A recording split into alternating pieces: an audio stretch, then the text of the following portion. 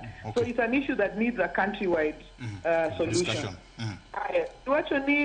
Ipenjo wach mar mokwa. Yes. Kigoto otiyo kidam matin.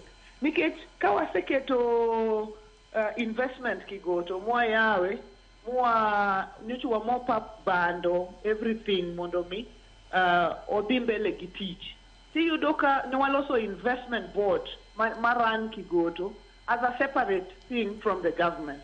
So more and more, you realize king'iyo returns gi investment.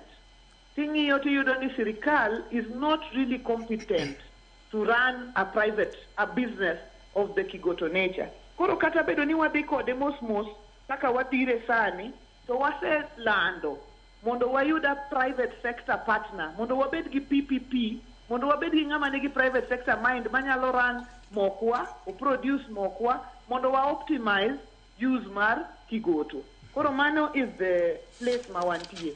Waseketo a lot of investment, odhi mbele, tiyudo ka nitie gaps ka gi kaka, one of them being ni pesa sirikal ok inya tiyo go at source.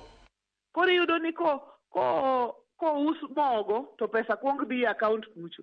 Koro inya yudo ni uso mogo to stima olal. Koro imanyo mafuta. Koro nyaka irit pesa ma Homa Bay mondo kidhi ng'iewo go mafuta midwa kete generator mondo regi. Koro some of those bureaucracies ok mi or run in the manner mane wa anticipate.